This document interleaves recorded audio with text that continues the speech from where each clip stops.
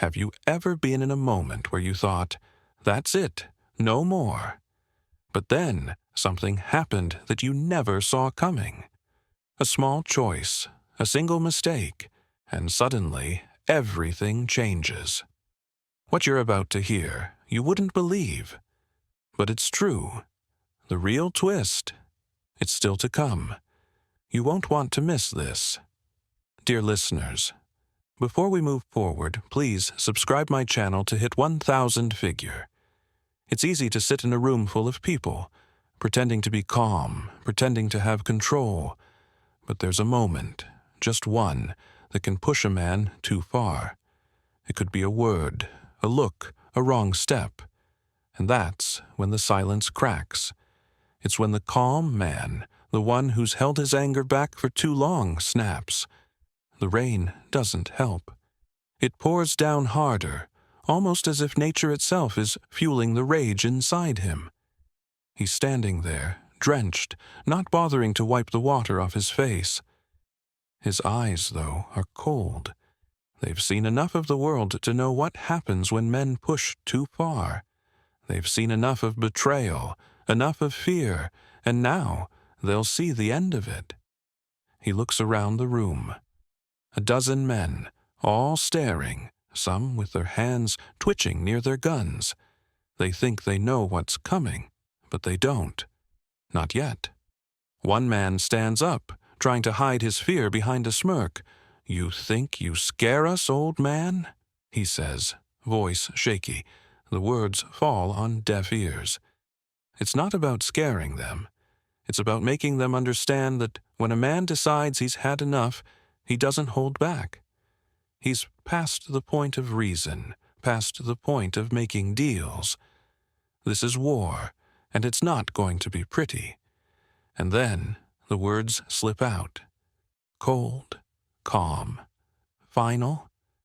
The saloon is thick with the kind of tension that can only exist when fear has taken hold of a group of men who thought they were in control. The usual sound of laughter, clinking glasses, and chatter is replaced with heavy, anxious silence. You could feel it in the air, thick like the rain outside. He stands at the center, his clothes soaked through, but his gaze is sharp as ever. His fingers curl around the grip of his revolver, not as a threat, but as a reminder of the power he holds in that moment, a power that no one in this room can escape. The men around him shift uncomfortably. Some glance at the door, wondering if they can make a break for it. Others are already reaching for their weapons, fingers twitching, ready to defend themselves, ready to do what they think is necessary to survive. But that's the thing. Survival is never guaranteed in a world like this, especially when you're up against someone who's already made up his mind. It's one thing to look tough, to play the part of the hero, to wear the badge of tough guy like a cloak. But this man, drenched in the cold, never bothered with any of that. His reputation was made in actions, not words. His heart hardened by years of regret and violence, the kind of violence that leaves a man with no room for second chances. He didn't choose this life. Life chose him, or maybe it just pushed him far enough. Either way, he's done. Done with the games, done with the fake bravado, and certainly done with running. In a low, measured voice, he begins speaking. Each word carefully chosen, each syllable falling like a hammer. "Listen close," he says, the room freezing with the weight of his words. "I've seen men like you before. Men who think they can laugh, think they can play games, think they can scare people into submission. But I'm done. I'm done with all of you." His gaze shifts from one face to another, meeting the eyes of every man in the room. They don't dare look away. "You think you can stand up to me, huh?" He chuckles darkly, the sound echoing off the wooden walls. "You think that maybe you got a shot because you outnumber me? Let me tell you something. He lets the silence stretch, his words hanging in the thick air, creating a tension so heavy it almost feels suffocating. The men in the room are frozen, some trying to hide their fear behind anger, others just waiting for the inevitable. The weight of the moment is unbearable, and still the man stands there, unflinching, as though this confrontation is nothing new to him. The saloon creaks as the wind howls outside, the steady rhythm of the rain tapping against the roof. It's as though the entire world is holding its breath, waiting for something to give, something to break. But the man, soaked through to the bone, is in no hurry. He's seen enough to know that rushing leads to mistakes. "I'll tell you what I'm going to do," he says slowly, his voice low, yet firm and unwavering. The men are still. Not a single one dares to make a sound. Every eye is fixed on him now, fully aware that there's no way out. "You take a shot at me," he continues, his eyes scanning the room with a sharp, calculated look, "and I'll deal with you. But it doesn't end with you. I'll take care of every one of your friends, too. Everyone who thinks they can get involved." The room grows colder, the air thickening with the realization of what he's saying.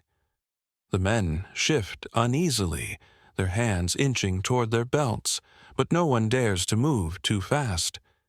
The room feels smaller, the walls creeping closer, the heavy weight of his words sinking in.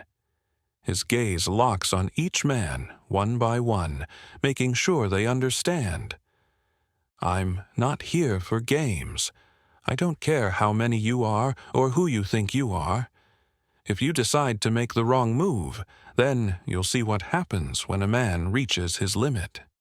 For a long moment, it's as if the entire saloon has stopped moving. The tension is palpable, the silence deafening. No one dares to make a sound, not even the creak of a floorboard or the shuffle of a foot. The decision is no longer in their hands.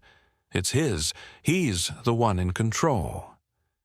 The man's words hang in the air like a storm waiting to break. He doesn't need to say more.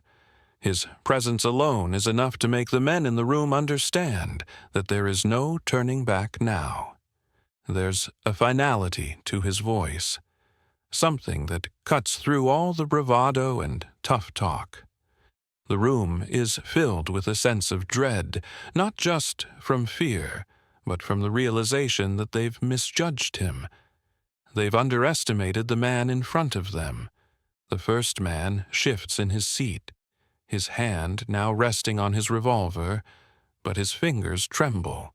He's trying to look tough, but it's clear he's not as confident as he was when he first entered the saloon. The others follow suit, glancing at each other, unsure. They know that if one of them makes a move, it will ignite the explosion they've all been trying to avoid.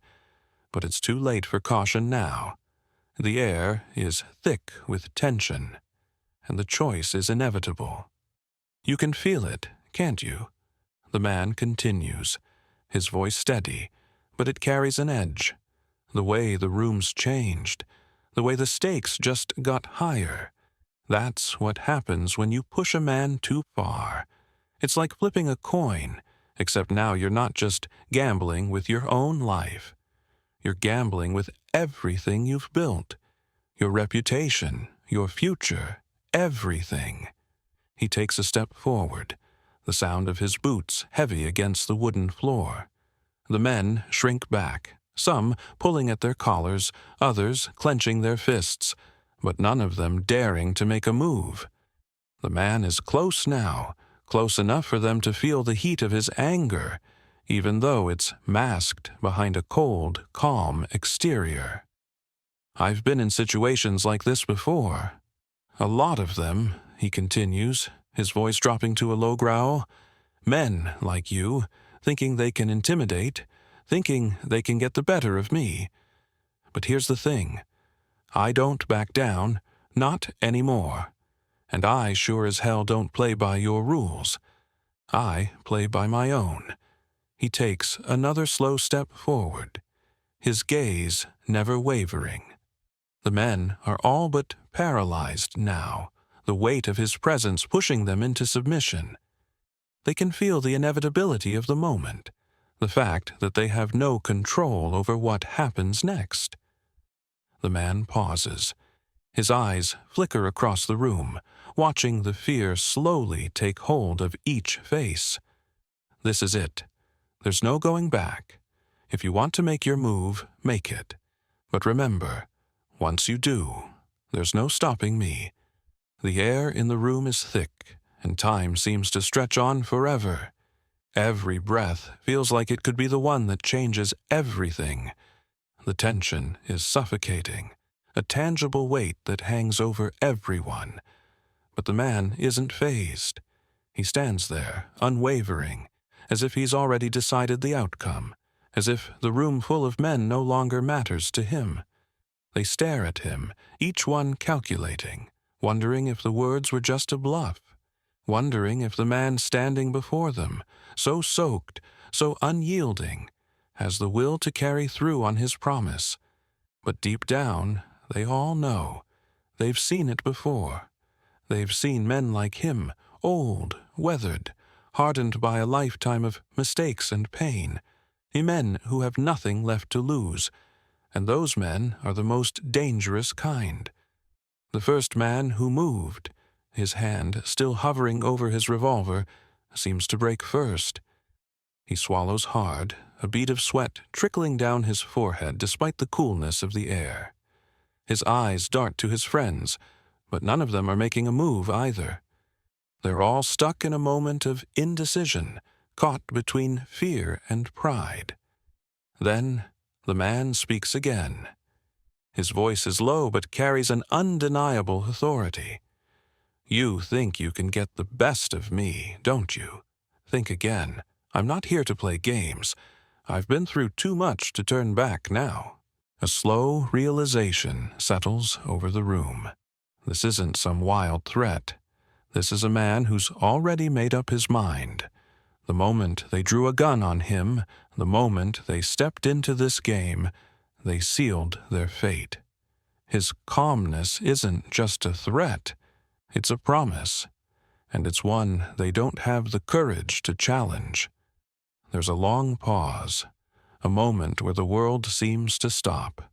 The rain outside grows louder, but it's almost drowned out by the deafening silence inside.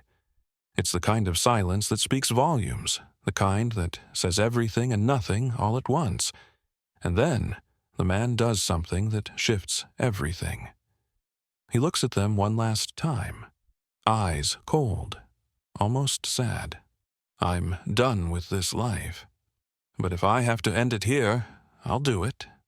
He turns away from them, walking toward the door, his footsteps steady and unhurried. The men stand frozen, unsure of what just happened. Did he mean it? Was he really done with it all? Or was this just the calm before the storm, the final test of their own resolve? But the man doesn't look back. He opens the door, stepping out into the rain. His shadow fades into the mist. And for the first time in a long time, there's silence, not just in the saloon, but in the hearts of the men who remain. They didn't know what they were up against, and now they never will.